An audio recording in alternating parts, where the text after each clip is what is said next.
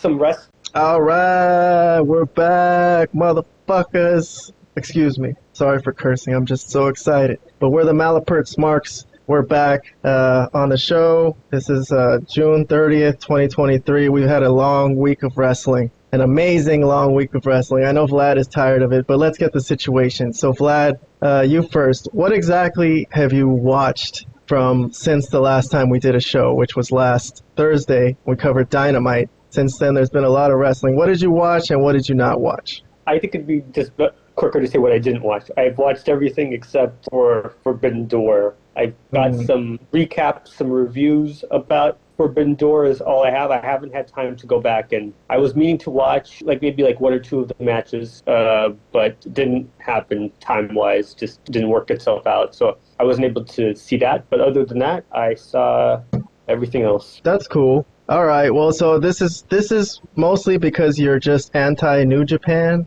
or because you just didn't have the time? A bit of both, to be honest. I wasn't excited for the show. I don't think it's worthwhile, but I was maybe interested in one or two matches, possibly, just to see what they would look like, what kind of spectacle they would be. But yeah, obviously there's not much excitement for me not knowing 3/4 of the roster and who these guys are. And then actually seeing who these guys are and being less than underwhelmed. Let's just put it that way. All right. We'll talk about these guys did not do. If Japanese wrestling is good, these guys did not show it. And let's just put it like that. Let's just leave it. Let's just leave that little tidbit for later when I'm discussing the things that did happen and I did see, and I saw some of these wrestlers. All right. Yeah, we'll have plenty of time to talk about this. Robert, welcome back. Thank you for coming on the show. What's your situation? What did you watch? So I watched Collision. I watched Forbidden Door. Nice. I did not watch either Raw or NXT. Okay. And I watched Dynamite, and everything that I did watch, I actually watched live. It's not none of it was I watched the day after. I watched all of it live. All right, cool. So just Raw and NXT is what I'm missing. Well, we're gonna focus mostly on AEW today, just because there was so much of it. Raw is on the go home portion of their Money in the Bank pay-per-view, and I don't know, some of these shows, the go-homes used to be the best show. Remember? That used to be the show where they had to sell tickets. Now it seems like by the time they get to the go-home, it's like they've already done everything and it's already played out. It's like, all right, let's see the matches already. So yeah, the best shows used to be the go-home ones or the ones right after the pay-per-view, right? Those usually would be fantastic shows. Yes. But not so much anymore. Now you just don't know what you're going to get. I mean, usually it's nothing good, but, yeah, I agree with you. The go-home shows used to be really good, but that was a different time. All right. Well, listen, let's go through everything from AEW since last Dynamite, which was the last time we did a show. So enter our television. So I got it set up here at Rampage from last Friday, and this was MJF's first appearance. And he came in to mess with Adam Cole, and because they're in a little bit of a feud/angle, which we'll discuss further in a little bit. But he came in to set up a match with him for Forbidden Door, which didn't end up happening. So MJF's grand first appearance on Rampage was kind of a waste of time, looking back on it. But that's really all I have to say about Rampage. MJF showed up. It's worth mentioning. But I'm going to move on. I had bookmarks set up on my other computer, but I'm going to have to do it manually here and just go to certain scenes that we're watching for our video podcast for our friends on YouTube. If you're just listening, that's okay too. But let's move on to Collision, which Robert did see. Vlad, you saw this too. Okay. So yes. I'm gonna start at the Christian promo, if I could pull that up here. Christian. So this, to me, because I'm a big Christian fan, I just want to give a big shout out to this promo and this angle so far. It's been so freaking good. I don't know. Any comments from you guys? Do you guys want to gush over it like me, or am I the only one? Vlad? I mean, I don't know about the promo itself was great. The angle, I can't say has been really good. I mean, there's been levels of just insanity where, the whole Arn Anderson getting beat up, Arn Anderson biting somebody's thumb. I mean, it's kind of ridiculous. So I can't say the angle has been good. Christian, is probably one of the great mic promo guys currently, like heel promos in AEW behind MJF or right with MJF. I mean, you could say that they're 1A, 1B. I think they're both really good. They know how to get heat. They know how to get that heel heat, the old school wrestling heel heat. I mean, and they don't take it like that crazy far, but they don't have to cuss or anything like that to do it. They get their point across, and the crowd hates them after they've said what they've said. And Christian was hilarious here, and I agree he's a great promo. And I just wish he had more better people to work with and around. It would be so much nicer. But you do what you get what you can, I guess. In today's wrestling. Robert, did this stand out to you, or is it just me? Well, okay, I have to point out one thing that's kind of related to this. Before I get to Christian's promo, I just find it hilarious because I think last week I was getting the impression that you didn't like CM Punk claiming that he's still the champ, even though he had a legitimate claim to being the actual champ. Whereas now we're talking about a promo where someone's claiming to be a champ but has actually no legitimate claim to it. But I get it. This is just an angle, whereas Punk's wasn't really an angle, I guess. But I just find it hilarious. Good point. I just find it hilarious that you hated one thing that was actually legit, but you love the other one that's not. But going back to Christian's promo, yeah, I did find it entertaining. I'm curious as to where this leads and how Luchasaurus is gonna if he's just gonna keep playing along with it or not. I just don't know how he can keep a straight face. That's what I'm in awe from Christian here. Just so hilarious. It's such a funny, but the thing that makes Punk not funny is that Punk actually still thinks he's probably the champion. This is a joke. Okay, yeah, this is a joke.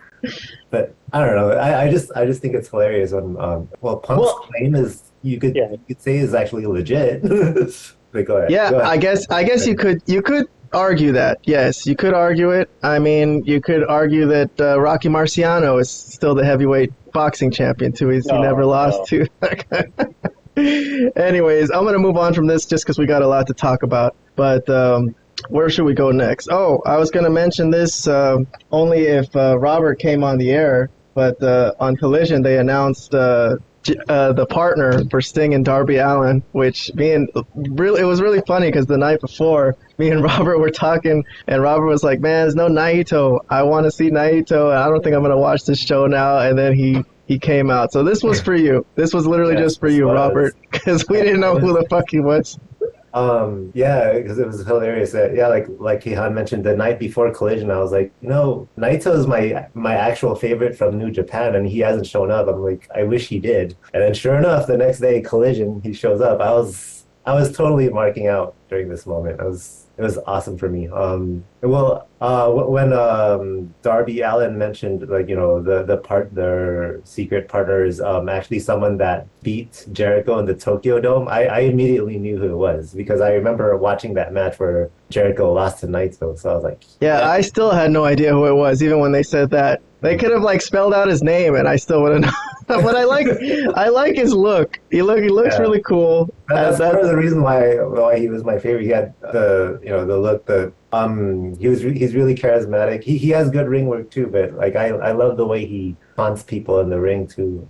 Yes. Yeah, he's very entertaining. But if I could, I mean, nice to see him and all. But I think me and Vlad are of the opinion here that we don't mind them using these guys. And I was listening to Jim Cornette even, and he was saying, yeah, it's not that they shouldn't use these guys, but there's really no angle here. They're just using them for a 6-man tag, and it's nice to see them and all, but okay, what more can we say about this? I don't think Vlad has anything to say, probably, in addition to... Not about this. I just want to say in this specific segment, Minoru Suzuki looked like a guy that should be put in a loony bin, looked like or a retirement home, and both him and Jericho look like, let's just say they look their age. I'm going to be nice. They look their age, and I'll leave it at that. I just don't understand. I was hoping that this would just stay on Dynamite and not come to Collision, but here it was right in front of me on Collision. That is the note I remember. I don't have my Collision notes in front of me, but it's fine. I have it pretty much saved in my memory bank. When I see the video of Minoru Suzuki with that crazy, I don't even know what's going on with the hairdo. I don't know if there's an explanation behind why half of his head is shaved or not. Is he just supposed to be a nut or a loon or what? But he sure looks it. and not in a positive way, not in a scary wrestling way. And like this is like a grandpa that needs to take his medicine type of thing, not any other. I need that strong style shirt he's got on there. Oh God. All right, let me move on from this angle because we're going to talk about Sting and all that a little bit more later. The other thing from me saying, God, when I listen back to these podcasts, it's just me saying, the whole time. God, stop doing that, K-Hon. Anyway. Oh, Brother Zay. Don't make him say,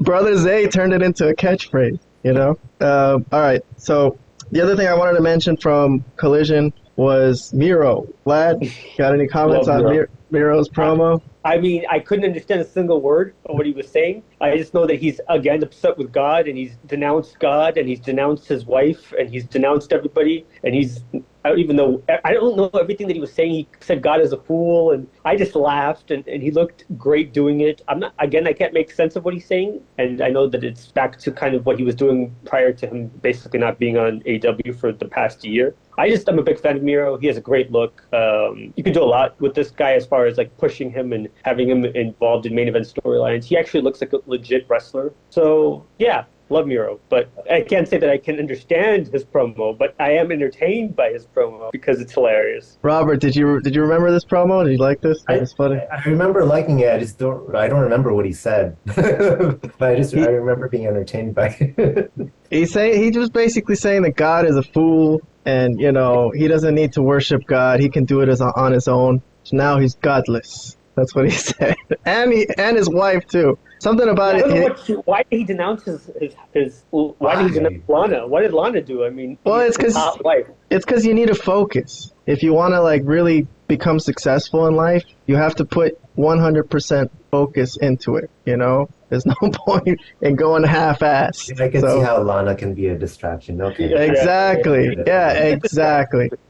Good point, Robert. Good point. All right, so the other thing I thought Collision was a good show. The main event got a lot of clout, the 8-man tag with Punk and who was his tag partners this time? Ricky Starks and FTR against the Guns and Juice and Jay White continuing their little thing. Okay, good match for an 8-man, and it was excellent work, but okay, I'm going to move on from that. That's all I could say. It wasn't as good as the first Collision. No, but the last 10 minutes were just incredible wrestling. Just great work for everybody involved. Really professional across the board. I agree that the show was a little bit lackluster compared to the first show. And I think they need to really improve on the angles aspect of, wrestling on Collision. But as far as like a wrestling match, just if you're judging just the match, the work, this was fantastic. This was better than anything I've seen in AEW. These last two matches were stellar. I mean, last week's main event and this week, and the last one as well. All right, guys, I got to move it along. Let's go to Forbidden Door Sunday night. This was MJF and Tanahashi. I'm not really going to talk about it or go into too much detail, other than MJF carried him pretty well. Me and Vlad were talking. Actually, I texted with both of you about how Tanahashi hadn't seen him other than videos that I've seen from the past, and he was looking a little chunky on Collision. I don't have the video set up, but he tried to go to the top rope, and he tried to go to the top rope on Collision, and he slipped, and it looked a little funky. But MJF got through this match. He respected him as much as he talks crap about New Japan. I think he gave him enough. Did good. He had to cheat to win. It was an okay match. Other than that, if you have any comment about it, I'm gonna move on. I was gonna talk about Danielson and Okada for a minute. At the end, let me see. I got a timestamp here. 4 minutes. All right, Vlad. So you didn't see any of it, and no. There was this angle here. You remember this, Robert, where he's like the doctors come in and he starts convulsing and stuff. He's I mean, my question to you, Robert, is this taking it too far? Is this kind of messing with the crowd's head? Yeah, I was like, because, knowing his, his past, his health issues. I was like, I hope this isn't real. Exactly. Yeah, so I'm actually kind of worried. Like, he got me there. He fooled me. And then he gets up and just continues on like nothing happened, right? So, Vlad, you didn't see the scene, but, I guess you saw it a little bit right there. I mean, what do you think? Is this in poor taste with taking advantage of Danielson's past health issues and trying to make the crowd sympathize with him, and then it wasn't actually anything? He's just sitting there convulsing. Well, considering that he ended up winning the match later on after basically having a seizure, yes, I think it's poor taste. I think, given that he actually submits his opponent later, yes, this is ridiculous. It's a ridiculous thing to do. Absolutely absurd. Beyond ridiculous. Yeah, I mean, good work. The work looked fine. I have no problems with the match overall. I just thought that was a little too much. But anyways, speaking of a little too much, I'm going to move on to another segment. Okay, hold on, before you move on to the next segment. Oh, yes.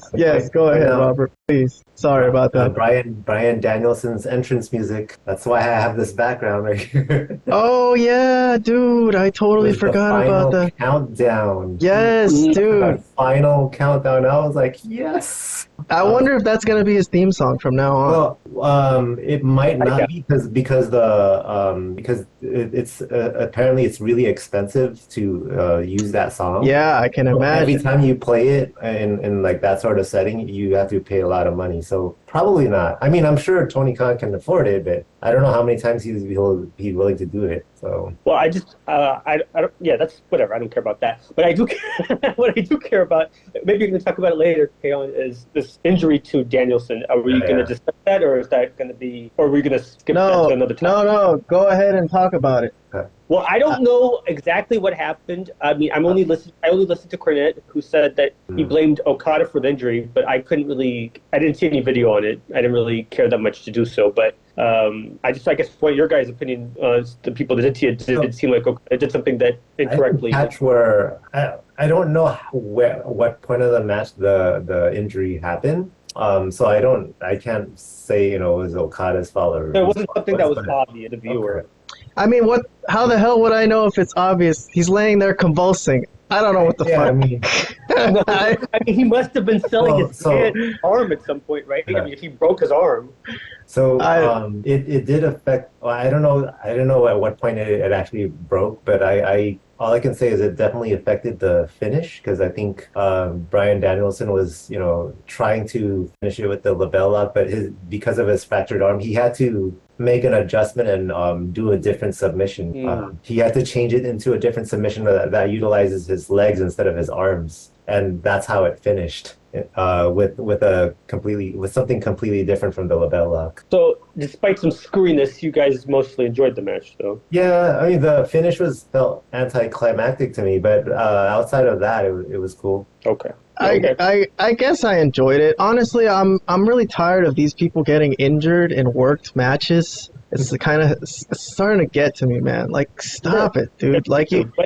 Me too. But I think it depends. Like, some things are freak things and they happen. Like, but if you do something stupid and you consistently and you're constantly getting injured, then yeah, I don't. They're pushing themselves a little too far, I think. Like, they want these matches to be like so legendary, But Omega. We're not really talking about that match today. But, they really put their physical body out there on the line. They're taking a little too much off their lives in these matches. Like, do people really... I mean, maybe some people care. Some people are like, wow, another 5-star match. I personally be like, if they worked a little less hard in the matches and just put more work into the angles and the stories, that's where I'm a wrestling fan for more the angles and the stories. And, Hulk Hogan at the end, when he was in TNA, he was just throwing big right-hand punches. He wasn't doing any flips or dives, and I was still very interested in what angles and what stories he was in. So just if you're going to do all that stuff, go ahead. Just stay in the angles, man. They got a Wembley show coming up, and they could have had him for a big match, and now we don't know if he's going to be there.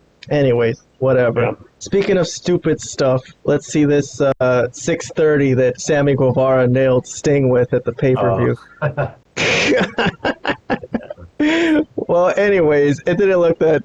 In our video, the video is a little low quality, but Vlad, you didn't see this? Sting just laid on the table and took a 630 from. And this match was significant because it was Jericho and Sting's first time really getting in the ring and tussling. Yeah. But I'm gonna not really focus on that because it happened again on Dynamite, and we could just move on to that because they had a big tag team match again and they tussled again. No, from my perspective for that match, it looked like Sting was supposed to move out of the way but didn't do it fast enough. Like if you watch it, like he actually tried to move, but I think Sammy started the flip too soon. So Sammy actually ended up landing on Sting. But Sting, if you look at his body, he actually tries to move out of the way. Damn, so, you're right.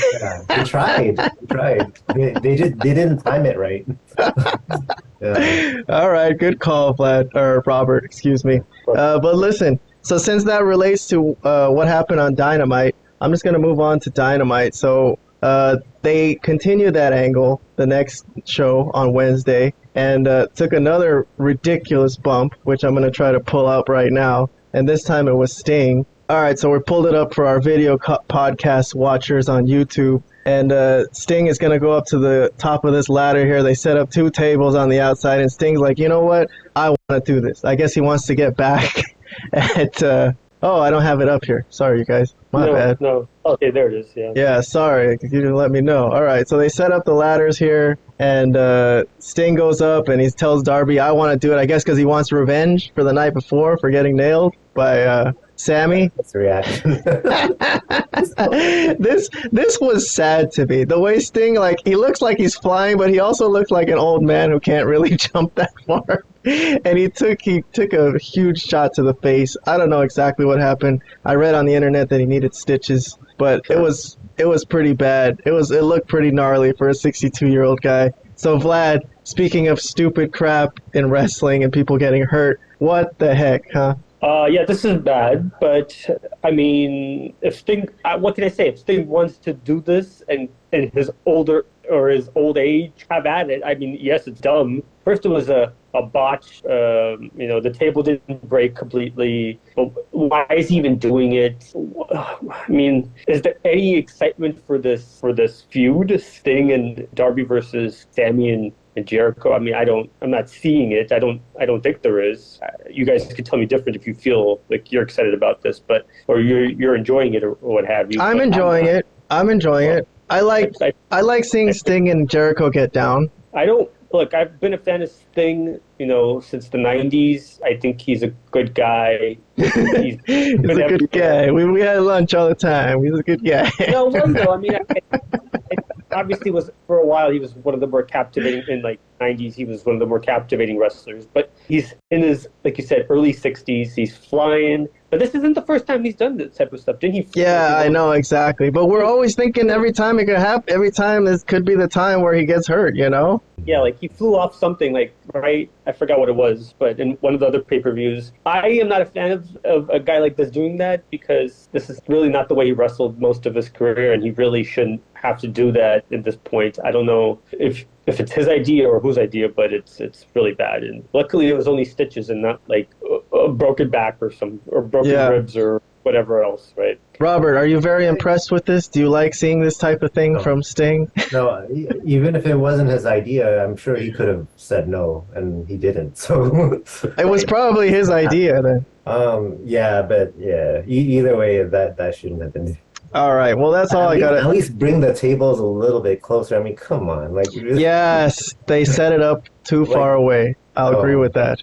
Well, listen, let's move on a little bit. What do I got next? Oh, I wanted to talk about Jungle Boy, who turned heel at the pay-per-view. So I don't know. I actually loved that when it happened. You liked how it happened? No, I know. Well, maybe not exactly how it happened, but the fact that he turned heel, I actually liked it because I thought he was his character was stale as a babyface. He needed a change. So that's true. I think this could be good for him. So when he hit Hook, I was like, yes, Hook is cool, but I wanted to see Jungle Boy turn heel. Okay, well, first, okay, before we get into how he turned heel, Vlad, what about just the promo, this promo that we're watching right now? You want to give it a little bit of analysis? Yeah, I'll give it a little bit of analysis. I thought he was trying. Yes. I didn't think he was trying. I'm not going to say he wasn't. It just didn't, like, it wasn't very believable for me, like, the glasses, took it off, the winking. He had some funny lines saying that he's banging the hottest bitch here. Why does he need the fans? You know, he called Hook a little prick. You know, he was trying. He was really trying to sell this. Like, you could tell that he had been working on this for a while. He was putting all of it into it. I don't know, like, I have a hard time buying him as this type of heel. I know I also wasn't really liking him as a face, so you kind of like, what do you do with the guy, right? Well, I don't know. That's not my job. I just assume that they're going for him as a heel. And maybe he'll get better, but this one seemed a little forced, and I laughed because it wasn't very believable, but at least he's putting some effort in it, so I'll give him something, props for trying. Maybe he could do with a manager, huh, Robert? What do you think? Probably. You buy him as a badass? Not completely, but I would say he's more interesting now. Yeah, definitely. I guess you can't deny that, Vlad. Yeah, better. Definitely better. Yeah. But I agree. I mean, why not? I agree with that part. I mean, okay. Yeah. Let's just say I agree. all right, let's move on. You want to talk about Vlad wanted me to get the slap fight from Oh my god.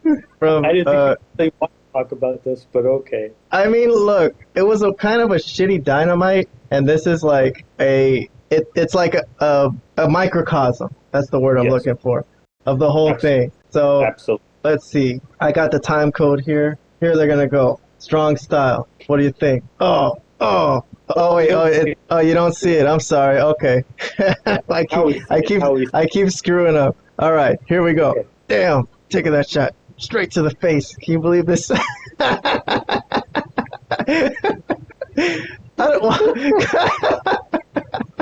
I'm sorry. For our audio listeners, we're just looking at Ishii and Moxley just hitting each other with fake-looking forearms. Doesn't even look real, I guess. Okay, so I saw on Twitter today that Toni Khan was very proud of this booking, by the way. Before it happened, he's like, you guys are not going to believe this. I got a rematch of the 2019 G1 Climax legendary match between Moxley and Ishii. So to him, they're still going. For him, he just climaxed. That's Oh gosh. because I mean, I'll give my thoughts, but I'll let Robert or whoever talk about it. Well, I just don't know why they booked this. Like, it didn't make sense to me. After everything that happened at Forbidden Door and the first match on Dynamite you come up with this. Robert, you watched Dynamite. Were you as stunned as I was that this was what we were watching in the first match? Not stunned by the booking, but that part, that match was, I don't know, that it went on too long. Like, come on, you're gonna just keep exchanging punches over and over again for God knows how many minutes straight. I didn't enjoy that. Yeah, well, listen, Vlad, rip on this match some more. Come on, this was your idea. So I was waiting for you guys to get what you guys had to say. I mean, look, so they started the match right away. They're chopping each other, slapping each other 20 times. I mean, I lost count. It could have been more than 20. It could have been over 20. That almost made me turn it off right there. I was going to give up on the whole show right there because this was ridiculous. And this, like Keon said, is a microcosm of what I fear a lot of people that think wrestling is, or what I feel maybe Japanese wrestling is. And that's why I didn't really want to see Forbidden Door, because that's kind of when I see this is kind of what I think a lot of these guys are doing, and that's not wrestling. I don't care what they call it, strong style, whatever. It's nonsense. It's not. You're not working at that point. You're not wrestling. You're just being an idiot. Okay. So what else happened? Okay. First, I also had to find out how old is this Ishii. He's 47 years old, and let me just say, he looks it. Okay. Of course, they were also, not only were they doing the chops for 20 times, they did the forearms, like he said, but then started headbutting each other 20 times. I was just having a fit. I was having a literal fit when they started headbutting each other. They stopped selling. They kicked out of each other's moves at one. They got up after like being power driven through the. I didn't even understand what was going on at that point. Like, are we having a match or is this like, what is this? Like, they're not even working anymore. I can't say. What? Stop selling and you're kicking out at one. I don't even know. And of course, Moxley's bleeding. That just has to happen in this shit match. That he's bleeding all across his face like I don't even know what. And yeah, and he ends up winning the match. But man, this really turns me off to AEW, to wrestling. And one reason that I did not want to watch Forbidden Door is because this is what I fear Japanese wrestling is. And where are the young Japanese wrestlers? How come New Japan only sends them these 47, 50-year-old guys that look like crap and look old? And this is the only matches that they could have. Minoru Suzuki, Ishii, Tanahashi. These guys are done. Put them behind a barn and just take them out to pasture. What is this? Like, I just want to know from Robert or from Shibata. Are there any outside of Shibata? That's one. Are there? Yeah, that's the only one that I've seen from this whole Forbidden Door window that we had. Any guys in their 20s or early 30s that wrestle? They're there, but I don't know why they didn't send any of these guys to Forbidden Door. They should have sent some of them instead of like Ishii and some of these older guys. But yeah, I don't know. Well, I don't know why they decided to go. Those are the legendary guys, Vlad. How dare you? Right. I know that's, and somebody's just saying, well, you don't know nothing about Ishii. Ishii used to be this or that. That's right. I don't know about him. I only know what I see in front of me. And this guy looks like absolute crap. And the match they had is a disgrace. It was a disgrace to anybody that actually wants to see wrestling, and actually good wrestling, what him and Moxley were doing. And Moxley, of course, is the wrestler of the year for some people. And he's having matches like this. I mean, I've already said my piece on Moxley many times, but this type of stuff, it makes me wonder if we're watching the same thing, if somebody actually thinks this goofball is the wrestler of the year. Okay, I mean, really, really amazing stuff that this guy was doing out there tonight. I mean, last night. I mean, it was nauseating, truly nauseating. All right. Good rant, Vlad. Good rant. I gotta say, I agree with a lot of it. I can't disagree with you. So I'm sorry. Sorry that you had to go through that. No, I mean, well, look, I didn't really remember a lot of the details like you of this match because honestly, when I saw them going back and forth with the forearms and the slaps, like I just kind of didn't really pay that close attention. Well, that's bad enough, but when they stopped selling completely and just started kicking out at one after being like having their finishers put on them, and the crowd over there in Toronto or wherever they were in Canada was eating it up. But I mean, because I think, like I said, AEW fans would eat up if somebody took a crap in the middle of the ring. So All right. Well, listen, that was the worst of the show. Let's not focus on just that. Okay. I agree. I got you. Let's move on though. The last thing I guess I want to talk about here with AEW is this whole MJF Adam Cole angle, the new comedy duo that is MJF and Adam Cole. I kind of liken them to a little bit. It seems like they are looking at what Sammy and KO are doing on WWE, and they want their version of like a fast-talking comedy sketch, I guess, And these guys seem like they can pull that off. And I don't know. What are you guys making of this? You like them as a kind of a goofy thing that's going on here, or you want them to, I don't know. Any thoughts about this whatsoever? Let's go with Robert. I wouldn't say that I love it just yet, but I am curious to see where this leads. If they're going with what you're saying, like something similar to what KO and what's the other guy? Sami Zayn, yeah. If they actually became a tag team, something like that, then I think MJF and Adam Cole can. They have the ability to probably pull it off, but we'll see. I'm curious to see how it goes. I'm not really loving it so far, but I don't hate it either. I definitely think they can pull it off if that's what they ask of them. But is it a good idea? Only time will tell, I suppose. All right. Shirt. You got to talk about the shirt. Yeah, better than you, baby. Vlad, what are you making of this whole MJF stuff? You're a big MJF fan. You think he's one of the greatest of all time. But what do you make of this angle? I'm kind of a little bit worried about him. He's kind of doing stuff that he's appearing on Rampage. He's involved in a lot of these funny but kind of weird angles. I mean, not angles, but like, I don't know. There's just a lot of, I haven't really been thrilled with the stuff that's been going on around him since the Pillars stuff. Cole, I don't know. I was not pleased with what I was seeing from this, oh, they're going to be friends. I mean, obviously they're not going to be friends, but I'm saying that I kind of feel like I'd like to see them be friends, like a tag team. Adam Cole, baby, and MJF. Better than you, baby. I don't feel like a good way about doing it. I mean, they want them as a tag team, but like obviously it's not believable that they're going to be riding in a car together. I mean, it's pretty dumb. Maybe they can be a tag team for a while, and then that'll be like how they have a horrible blow up, and MJF does something horribly nasty to him, and they have another match. I guess I don't know. That's pretty much where it's leading to. Yeah, I just wasn't really feeling it. I have to be honest, but it could actually end up being good. Maybe. I guess I'm kind of with Robert of wait and see, but because I'm a big MJF fan, and I think he could pull off a lot of different things. But this is going to be tough. This is going to be a tough one for a tough sell. All right. Listen. So I glossed over a lot of topics here. It was too much wrestling. I'm not going to cover Orange Cassidy like I usually do. I'm just gonna skip it this week. He kept the title though at the in the 4-way match at the pay-per-view. Everyone was expecting him to, although it was a tough match.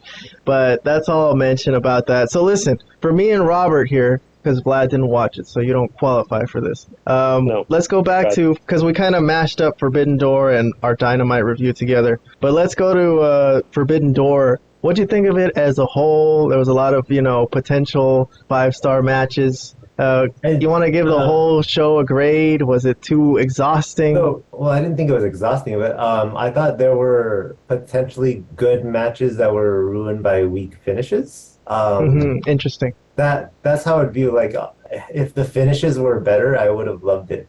I did really like the Omega versus Will Ospreay match. Now, I had some issues with it, and I wouldn't. It's one of my favorite matches of the year so far, but I wouldn't give it a 5-star because of a few things. I could have done with a little less blood. Right, and I also didn't. It didn't make sense to me how after Don Callis was kicked out, right, he came back and the referee didn't do anything about that. Like that was confusing for me. Like, what, if the referee had told him to, go to the back, and then he comes back, like, wouldn't it make sense to kick him back out? Instead, he just let him stay there.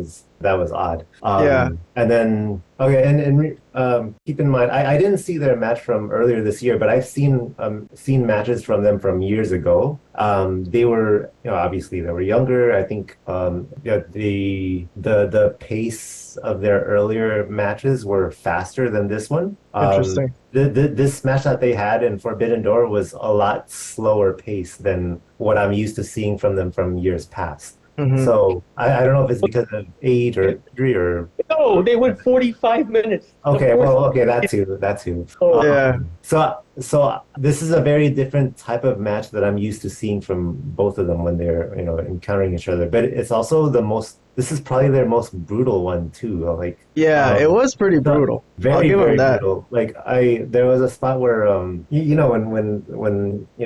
someone slams your head onto the announce desk table, you could see how the other guy is trying to protect himself, right? I didn't see how Kenny Omega tried to protect his head from getting slammed. It actually looked legit. And it made it look more painful. When I saw that, I was like, oh, what the heck? Yeah. Hey, if I could comment on this match since you're bringing it up, I think if Omega took his whole wrestling career as a whole as seriously as he takes these super fights that he has, I think he would be one of the greatest wrestlers. Like, he really takes these matches seriously. When it comes to a big night like this, I gotta give him some kudos. I thought it was good. I thought there was some logical flaws. Like at the end, Will Ospreay, I think, took a big move. I forgot what it was. Right before he went into his finishing combo to finish him off, he took a big move, and then he didn't really sell it that much. He just kind of got up and continued. So that was like a minor thing, I guess. But overall, I liked it. I thought it was a good match. I gave it 4.5 stars. Yeah, same here. That was as close to a 5-star match as I've seen recently. So what about the whole pay-per-view? Was it a A pay-per-view? Was it a B pay-per-view? I'll give it a B. So, like I said, there were some anticlimactic finishes. that kind of ruined it for me. Yeah. Also, the fact that the angles were a little weak, I think. There wasn't that much angle to begin with. I mean, MJF and Tanahashi technically had an angle. It wasn't a great one, but True. they did set up the match a little bit. All right, so let's move on then. Vlad can participate in this one. How about a Dynamite grade? Let's go to our the Dynamite show, which was kind of, what do you say, Vlad? Weak? Oh, yeah, this was really bad. I give it a D. I actually was thinking about D minus, but this was a really bad show, guys. Well, Sting saved it at the end with his craziness, right? He saved it. He saved it from being like an F. At least it was something interesting to watch. I don't know, man. I don't think this was salvageable. Well, here was some other matches. So we had the Moxley Ishii, we had the Elite versus the Dark Order, which was Hangman Page's against his former friends. And then Britt Baker got sick, so she got replaced by a jobber to face Ruby Soho. And then it was 2.0 with Daniel Garcia against Orange Cassidy and a couple guys. I forgot who. Keith Lee. And Keith. Yeah, so kind of a weak card coming out of Forbidden Door. It was one of the worst shows I've seen them do. And that's saying a lot because they've done a lot of crappy shows. But definitely one of the worst I've seen since we started reviewing, like reviewing like this podcast. Yeah. This was the worst. I think this may have been the worst. They had a lot of bad ones in in the beginning, in the pandemic era and all that. Yeah. The pandemic era, and early in 2021, there was a lot of bad shows, and some in 2022. But since we started reviewing, this probably was the worst show I've seen. All right, Robert, what about you? Come on, give it a grade. Dynamite. I don't hate it as much as Vlad does, but it wasn't that great. I don't know, C at best, C maybe. I don't know.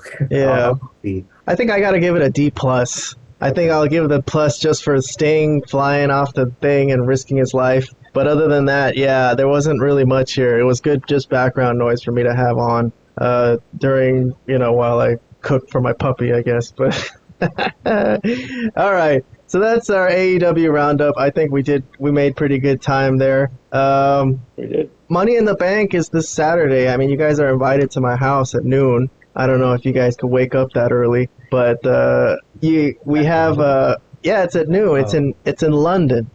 It's at what is it? The O2 Arena they call it.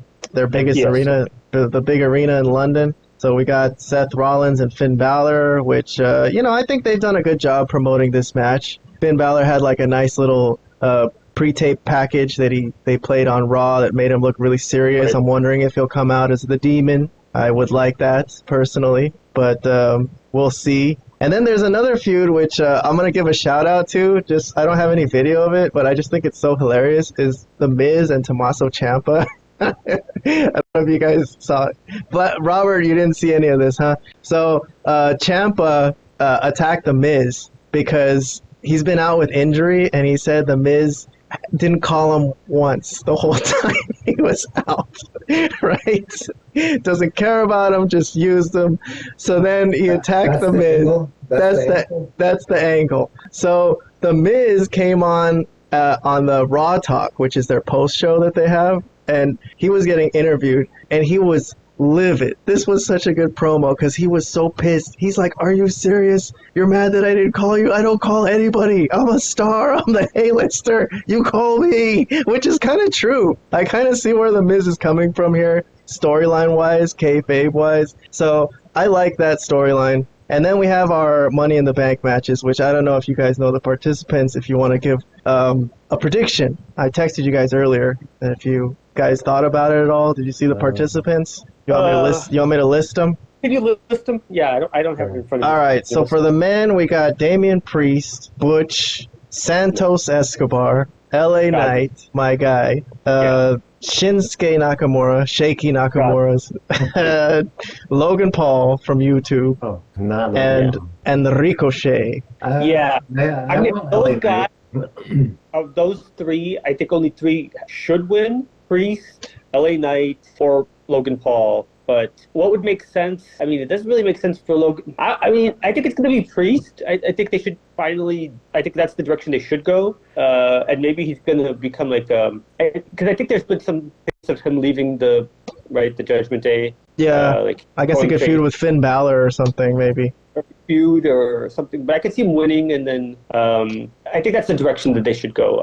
That would make the most sense. I mean, Logan Paul, I think it doesn't make sense for him to have it because he's not there all the time. He's just going to come in for like special shows. I don't think that would make sense for him to actually win and actually become some sort of champion. He doesn't really need it. LA Knight, of course, would be great. He's so over, but they've done everything. Well, he beat Rey Mysterio on SmackDown clean. Yeah, he did. But the booking has been so inconsistent with him that I don't know. I would like Robert, Priest.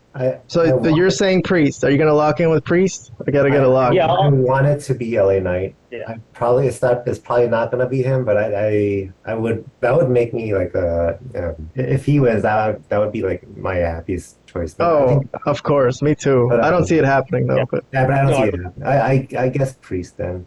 Yeah, me too. I think we're 3 for 3 consensus. I'm going with Damian Priest. So, I mean, outside chance, I could see them giving it to LA Knight. Outside chance, but I don't think so. I think. Yeah, very outside. How about the women? We got Io Sky, Trish Stratus, her girl. What's her girl's name? God, Zoe Stark. Excuse me. Yeah, Zoe Stark, Bailey, Zelina Vega, and Becky Lynch. How about let's go with Robert first. Okay, so I haven't been following up with WWE recently, except the Bloodline angle. So I'm not sure like who it should be, based on like the current angles that are going on. I would want it to be Io Sky though. Like that would be my choice personally. I kind of feel like that could happen. Okay, but like I said, I don't know the angles, currently the angles that are going on in the women's division. So. I mean, she doesn't really have an angle going for her. Her and Bailey just kind of sometimes sort of at each other's throats, Right.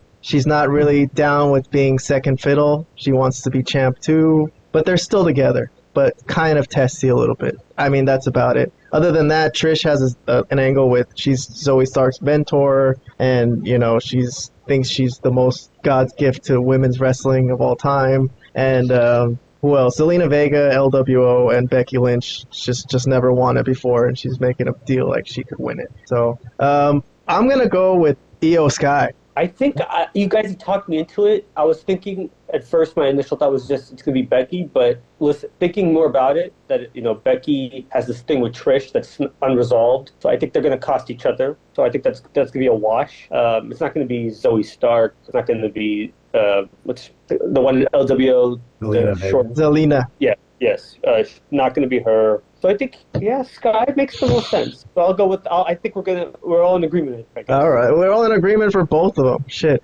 Yeah. Yes. I mean, we also all want LA Knight to be the guy that wins it, but we're all thinking that's probably not going to happen. Well, other than that, I guess the only thing that there is the main event, the Bloodline Civil War match, which I don't really know what to expect. That's kind of wild. I think it's going to be intense. I don't know what the heck is going to happen at the end, but right. I don't know if you guys have any predictions for it, or I have no predictions. Roman wins. I mean, I guess it's not for the title. I guess I could see him losing, but whatever. All right. Well, listen. So you guys are invited over for that. If you want to, I'll wake up. I know it's a little early in the morning, but I'll wake up. Real quick. I just want to know, what is your grade for Forbidden Door?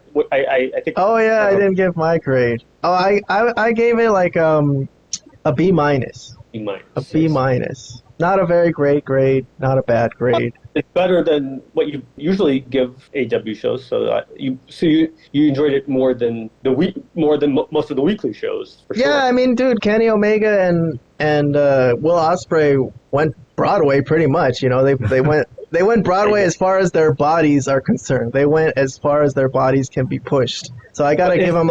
But is that considered? Well, let me put this out there real quick. Before I know I don't want to keep you guys longer than we have to. But is that considered good wrestling or being good workers when you're actually injuring yourself, putting your bodies through hell in a quote unquote fake? Well, match? if they're gonna do it anyways, I might as well enjoy it. I mean, I'm not asking them to do it. I understand that. I mean, I understand that for your enjoyment, they might as well, break their backs and break their necks. I get it, Keon. But I'm just saying from like a point of view of like, hey, these guys are considered really great wrestlers. Robert enjoyed it, this and that. But what, you guys got to think about like, what is a work? What are they supposed to be doing out there? And are these guys actually doing it if they're actually hurting themselves to the point where they can't even appear on the next show because they're so messed up that, I don't know. Just something to throw out there. I mean, I didn't see I feel you. But I saw the previous match, and I could imagine, that how it went. That they threw everything but the kitchen sink at each other, type of stuff. And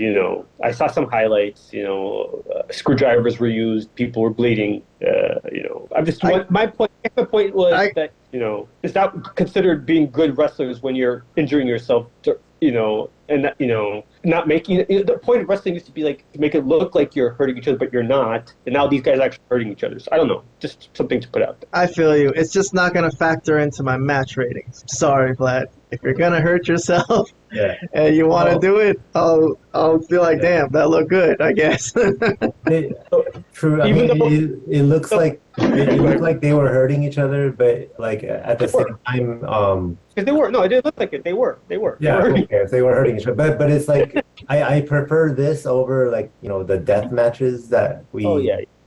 I would take this over any death match. Yeah, that's true. No, when they start getting the stupid weapons and the glass, I'm not into that. You need to lay it in there. You need to lay a punch in there that's gonna make it look like you're getting knocked out. I don't want to see people get cut and bladed and get their jugulars accidentally fucked like David Arquette did and almost die. So yes.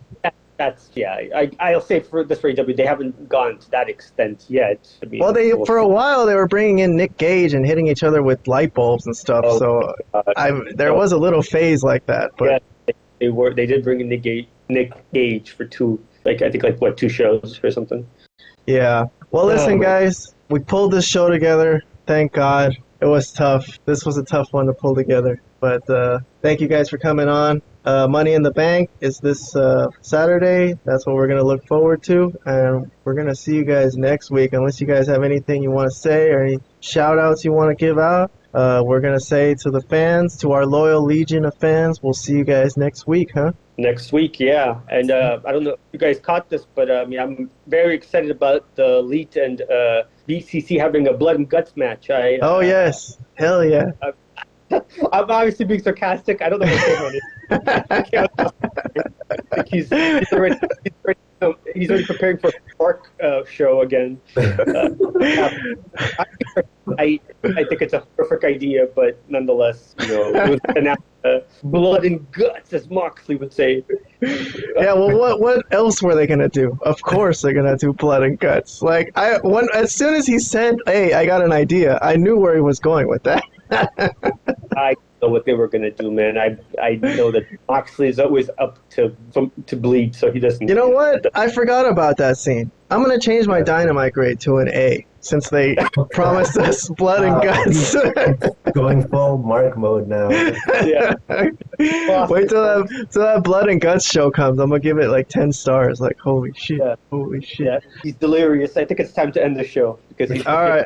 Yeah, guys, let's end the show. Let's keep it under an hour. I think that was good. I think we covered everything. Broad strokes. We didn't get into too much detail today, but when it's necessary to get into detail for certain things, we'll do that too. But thanks, Robert. Thanks, Vlad. I wasn't sure if either of you were coming on. I kind of just sent you guys the emails, and I'm like, all right, if you want to come on, let's do it. But thank you for coming on, man. Yeah, no problem, man. It was good to do it. All right, good job, guys. Till next week. Or till Saturday, too. Come over on Saturday. All right, man. All right. We'll see. We'll see. All right. Good night, guys. Night.